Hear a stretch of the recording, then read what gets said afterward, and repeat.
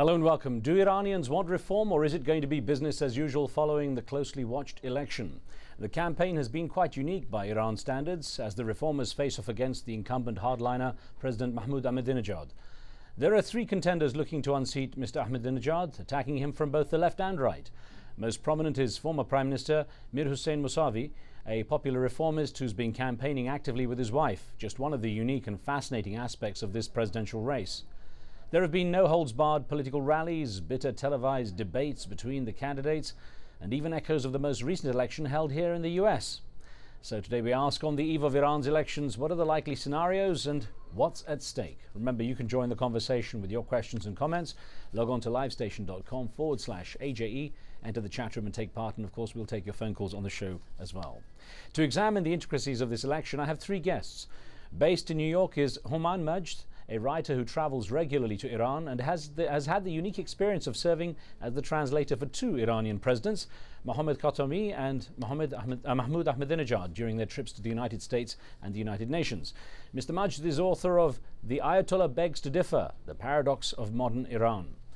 From Los Angeles is Professor Nayere Tohidi, who heads the Gender and Women's Studies Department in California State University at Northridge. Professor Tohidi is an expert in the Iranian women's movement.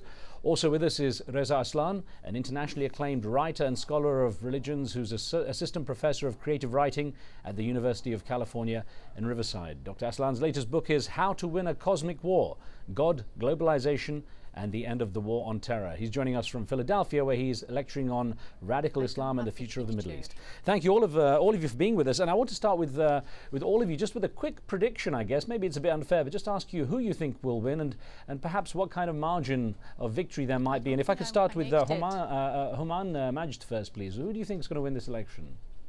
Well, I mean, it's impossible to predict an Iranian election, even on the day of the election itself. So, you know, with a grain of salt, I think that in a second round, I don't think anyone's going to win the first round outright, because you have to win more than 50% of the vote.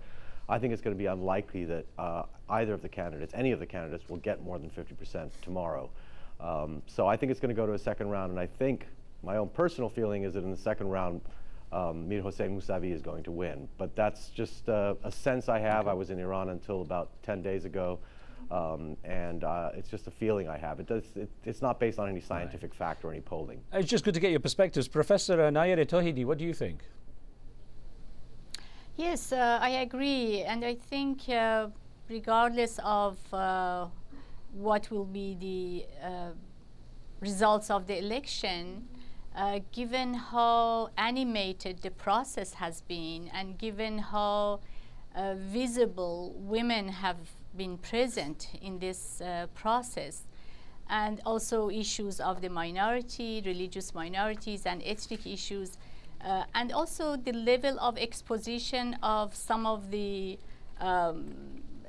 concerns of people during the debates, things are going to change. I'm hopeful that regardless of who is going to win, after the elections, we are going to see a little bit of a different cultural, political culture in Iran. I'll go into some of those in a moment. I just want to get Dr. Reza Aslan's perspective here. Looking at it, of course, it's not scientific as such. We're just waiting for the results of the election once it happens. But what do you think will be the outcome? I think that the swing to Mousavi has been so dramatic over the last 4 or 5 days, particularly in light of these unprecedented television debates that have really allowed these candidates, both on the right and the left, to heap scorn on Ahmadinejad. I think that actually in the next 24 hours, Mehdi Karoubi is probably going to withdraw from the race, pull all of his support into Mousavi. I think that's going to take him past the 50%. I think it's going to be decided on Friday. I think Mousavi will be the next president of Iran. But wonderful. Again, as Houman said, you never know. Well, it's very true. Now, Houman Majd, let me ask you from your perspective, to what extent do you think Iranians have become depoliticized, perhaps a bit disinterested in the elections, having seen perhaps previous hopes dashed when, for example, Mohammad Khatami was elected? Everyone was hoping there might be some serious reform, and during that time it wasn't quite as visible as they had hoped.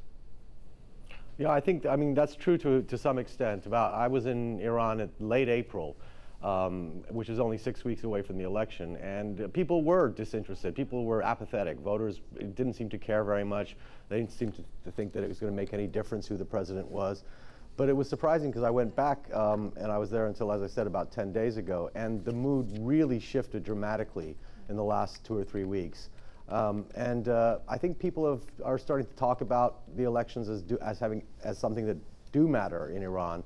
And people started comparing the times under Khatami with the time under Ahmadinejad, and favorably for Khatami in this case. And I think people are coming to realize that there is a difference in Iran in terms of who is president and how their lives are affected, how the economy is affected, how international relations are affected. So I think there's a lot of interest in Iran, and I think the turnout's going to be huge. Mm-hmm.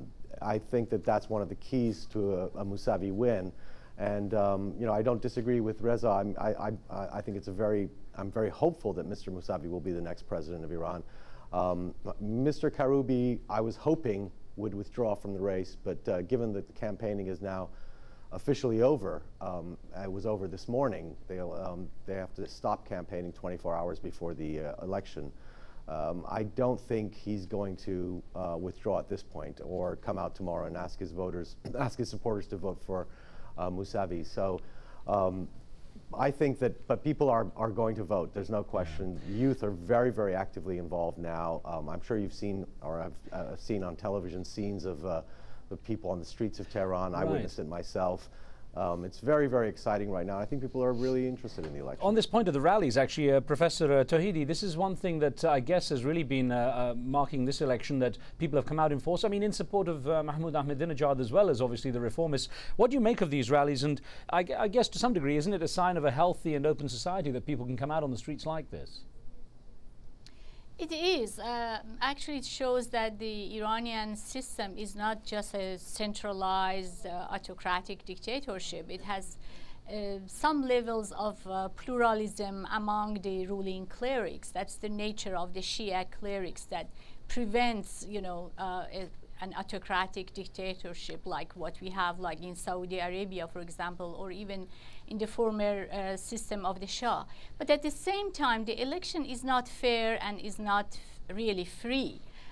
Those people who are running, although they are considerably different and people have some choices to make, Mousavi is really different. His agenda, his approach is different from Ahmadinejad, and so is Karoubi. But at the same time, people are really limited to choose among those that have been vetted by the Guardian Council. So there is some kind of quasi-democracy going on, and that is actually in part thanks to people's participation. The more people participate in this election, the less is going to be the chance of rigging and cheating and manipulation of the elections. But still, many people are worried that the Ahmadinejad camp may come up with some last-minute agenda and tricks to change the results of the votes. So we don't know, and especially given the mounting enmity between the factions, like the things that Ahmadinejad said during his debates, it's kind of his proposing or showing himself as a Robin Hood who's going to bring down at least part of the ruling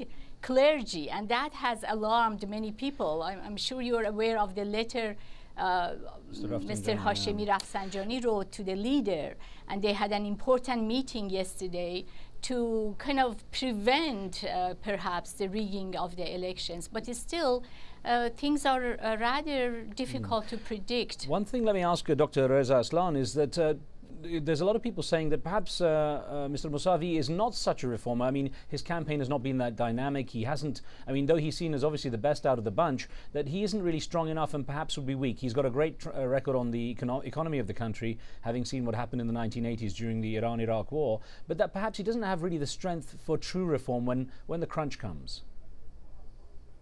Well, let's get something straight. I don't think that the issue here is a matter of social reforms. And yes, it's true that Mousavi has been promising to open up Iranian society in a way that we haven't seen in the last 4 years or so. But this is an issue that is secondary to the economy. That's all that matters. Nothing else matters in Iran except the economy. Everybody is going to be voting according to their pocketbook. And I think in that regard, Mousavi has done a fine job of positioning himself as somebody who can bring Iran out of the midst of this, the verge of economic collapse that it finds itself, and can do so in the way that almost all Iranians agree. In fact, according to Terror Free Tomorrow's poll that just came out this morning, 77% of Iranians want to have a peace deal and rapprochement with the United States. There's really no other way for Iran to save its economy except by opening up to the international community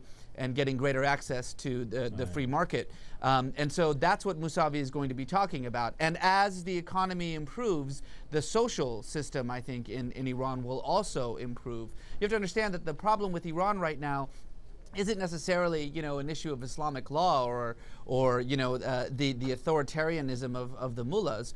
The problem in Iran is that there are no jobs, that inflation is 25%, that unemployment rates, at least unofficial unemployment rates, are about 40%, that you have a country in which the female literacy alone is almost 90%, that 60% of the college degrees go to women, but there's just absolutely no work for anybody. There's no middle class any longer in Iran. And without a strong middle class, there will never be any kind of political change in Iran. Okay. So right now, everybody's minds is on the economy. And I think in that regard, Mousavi's in a pretty good place. Well, listen, I'm going to ask all three of you to stand by because we have to take a short break. There's more on your points in just a moment. During the break, we're going to take a poll in our chat room. Today, we ask whether you think that Iran's relations with the West will improve, worsen, or stay the same after the elections. And I remind you, you can join the conversation with your questions and comments by logging on to livestation.com and entering the chat room in there where the debate's taking place. Answer that poll. We'll be right back.